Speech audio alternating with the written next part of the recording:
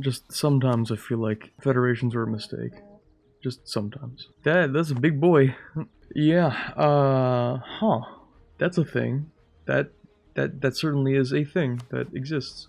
You know, I feel like it's kind of weird how the system works. Let me explain with like the federations, the tribes, and all these things. Because like, compared to real life, there's very little positive interaction between the European powers and the tribes. Obviously it sucked, like IRL, right? But what I mean by that is like alliance-wise, right? A lot of the tribes would ally certain European powers to like give them guns and stuff so they could fight other tribes. But that's not really so much of a thing. I think there's like an event that happens for Britain to ally the Iroquois, and that's like literally it. Now that I think about it. And then like, there's also very little conversion being done, which, I don't know, I don't have a very good historical basis of knowledge on the willingness or forced conversion of New World tribes. But I imagine it probably happened a lot more than it's represented in-game, which is to say, any percent more. France has a few missions about allying the natives. Yeah, that was the thing that France did a whole lot, because France was really interested in trading.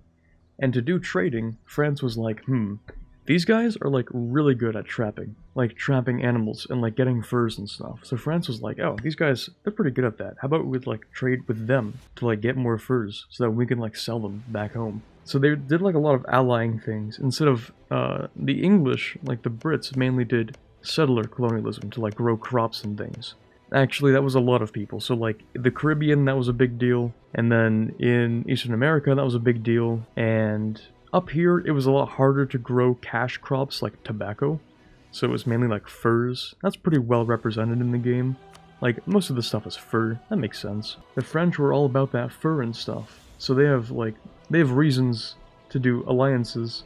It's just like the whole system of colonialism in EU4 only encourages the possibility of what we know as settler colonialism, which is just like actually sending a bunch of people over to like own a place and stake a claim and that kind of thing, when like it was a lot more loose than that.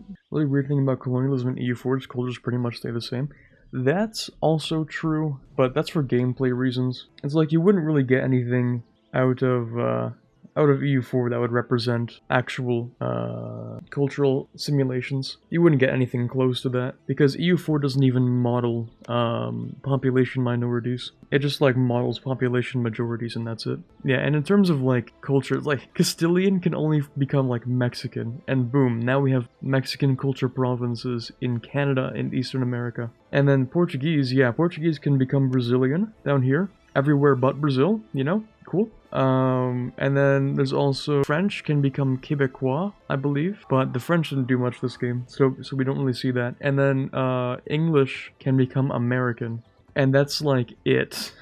That's like the only difference. There's nothing for Dutch either, which I guess makes sense because there wasn't really something to compare that to in real life. Hope EU5 has a dev system like CK3 and cultures like Vic. I think you're asking too much. I think EU5 is going to be closer in gameplay regards to EU4 than either of those two games. Unless they do the exact same thing they're doing with the newer IPs and they sort of like make the game simpler, but allow simulation mechanics in it, so that you kind of have indirect, or sometimes direct, but very loose control over these kinds of things. And like dev growth over time like in CK3. That would be interesting at least. I would still say pretty unlikely. Not impossible though. I would like EU4 to become a little bit closer to what Imperator is.